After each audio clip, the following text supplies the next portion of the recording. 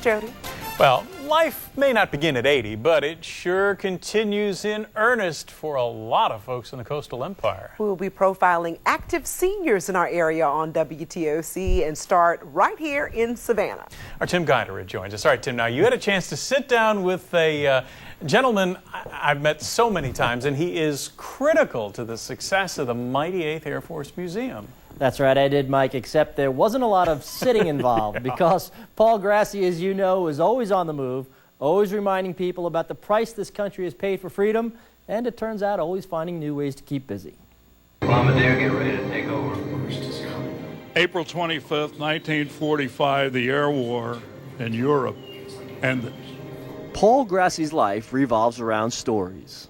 We shot down 5,500 enemy planes Stories the World War II bomber pilot participated in.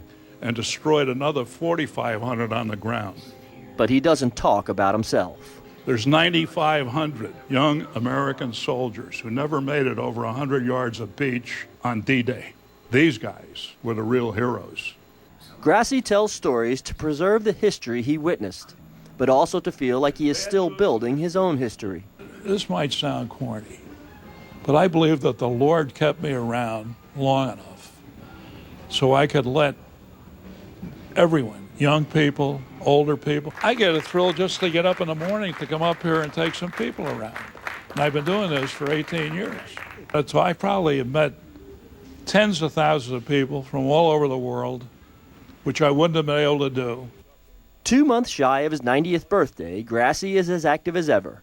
A board member at the National Museum of the Mighty 8th Air Force who commonly leads 2-hour tours there, he has also become a frequent lecturer across Georgia and South Carolina. Do them at Kiwanis, Rotary, Exchange Club, and also churches, and of course the students. He just recently quit playing golf to finish a book, It's Character That Counts, in which he uses friends he grew up with, former classmates and fellow World War II veterans, to represent 6 pillars of character. It gave me a chance to let people know what my pals did in World War II. He stopped working in sales and marketing just last week, but he probably won't be out of work long. You got to keep your mind going. You got to keep your legs going. I go to a fitness center every morning. I do my little thing. I get ridiculed. I say, where are the 300-pound weights, you know? Actually, he'll save his heavy lifting for the Mighty 8th Museum and those stories that carry history into the future. My job is to let people like you know about these heroes and never forget them because they did this for our freedom. Mr. Grassey is one of only 2 World War II veterans still leading tours at the Mighty 8th Museum. He says he has no plans to stop doing that anytime soon, although he is going to get pretty busy getting his book published. And Mike and Don, when he gets that done, says he might even go back to playing a little golf. He is an amazing character and full of stories.